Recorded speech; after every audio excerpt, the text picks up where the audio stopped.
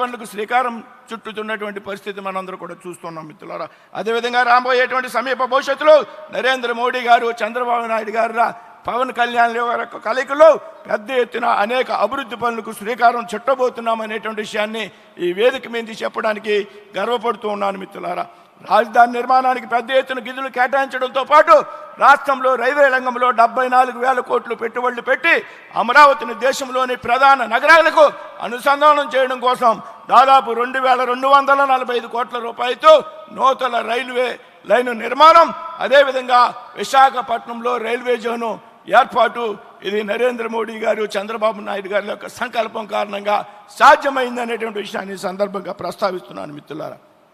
అదేవిధంగా పోలవరం ప్రాజెక్టు 12,500 కోట్లు, ఆంధ్రుల సెంటిమెంట్ అయినటువంటి విశాఖపట్నం స్టీల్ ప్లాంట్కు 11,500 కోట్లు, పూడిమడకలో 1,85,000 కోట్లతో గ్రీన్ హైడ్రోజన్ కేంద్రం ఏర్పాటు, అలాగే నక్కపల్లిలో బల్క్ డగ్గు కేంద్రం ఏర్పాటు, కృష్ణపట్నాన్ని 4,500 కోట్లతో పారిశ్రామిక నగరంగా తీర్చిదిద్దడంతో పాటు నేడు వారవకల్లును 2,800 కోట్లతో, ఏదైతే కొప్పర్తిను 2,200 కోట్ల రూపాయలతో పారిశ్రామిక నగరాలుగా తీర్చిదిద్దడానికి ఈవేళ ప్రయత్నం జరుగుతోంది. నిధులు మంజూరు అయ్యేటువంటి విషయాన్ని ఈ సందర్భంగా ప్రస్తావిస్తున్నాను మిత్రులారా. అదేవిధంగా రామాయపట్నంలో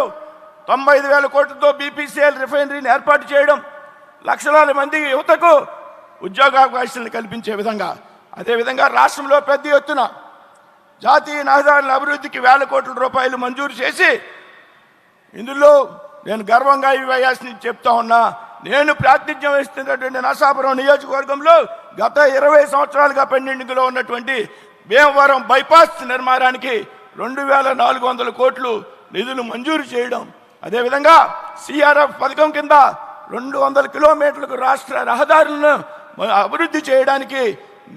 పెద్ద ఎత్తున నిధులు కేటాయింపు. ఇందులో భాగంగా నేను ప్రాతినిధ్యం వహిస్తున్నటువంటి నరసాపురం లోక్సభ నియోజకవర్గంలో లోసర్ నుండి పెప్పర్ వరకు 100 కోట్ల రూపాయలు మంజూరు చేసినటువంటి విషయాన్ని ఈ సందర్భంగా ప్రస్తావిస్తున్నాను మిత్రులారా. ఏ విధంగా పెద్ద ఎత్తున అభివృద్ధి కార్యక్రమాలు ప్రారంభించడమే కాకుండా దేశంలో ప్రతిష్టాత్మకమైనటువంటి విద్యా సంస్థలు ఏవైతున్నాయో ఐఐటి, ఐఐఎం, ఎన్ఐటి,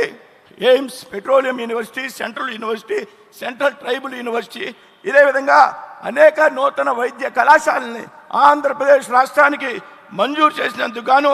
ఆంధ్రప్రదేశ్ రాష్ట్ర ప్రజల తరపున ప్రధానమంత్రి గారికి, ముఖ్యమంత్రి గారికి, మరి పవన్ కళ్యాణ్ గారికి కూడా ధన్యవాదాలు తెలియజేస్తూ ఉన్నాం. Honorable Prime Minister Narendra Modi ji, back then, with your support, ArcelorMittal has set up one of the finest steel plant in Hazira, Gujarat. Driven by our encouragement, today with the initiation of our Chief Minister Nara Chandrababu Naidu and Lokesh Garu, ArcelorMittal is setting up one of the largest greenfield investment project at Rajayapeta. Also, Hyderabad is transformed